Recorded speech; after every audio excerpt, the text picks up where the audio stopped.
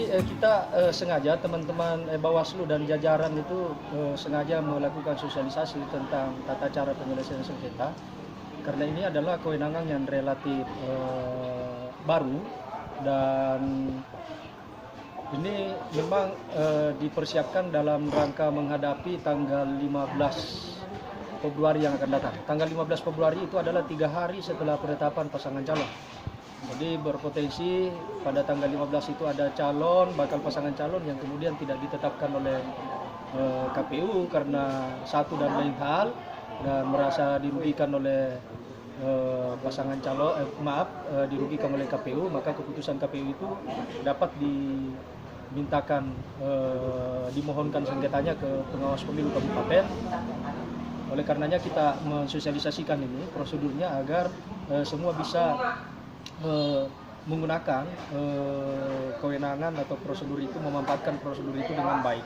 Mengingat pengawas pemilu berdasarkan undang-undang dan peraturan Bawaslu cuma mempunyai waktu 12 hari hari kalender. Jadi kita tidak lama menyelesaikan, waktu yang tersedia untuk kita untuk menyelesaikan itu tidak lama, cuma 12 hari kalender. Sehingga seluruh pihak, utamanya partai politik pengusung, LO pasangan calon dan seluruh masyarakat yang kita anggap dapat mengetahui atau berkepentingan untuk mengetahui itu kita undang semua di sini, termasuk teman-teman media tentunya ya. Sampai sekarang tidak ada pelanggaran atau apa yang diterima di sini? Kalau yang di tingkat Sulawesi Selatan, data yang ada di Sulawesi Selatan itu untuk menyebut angkanya kami belum rekap. Yang pasti kita sudah menangani beberapa pelanggaran, diwarnai lebih banyak didominasi oleh dugaan pelanggaran aparatur sipil negara.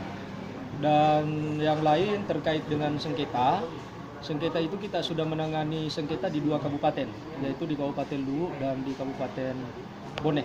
Tadi di Bone sementara berjalan, kalau di Luwu sudah diputus oleh Panwaslu. Dalam bentuk apa sengketanya?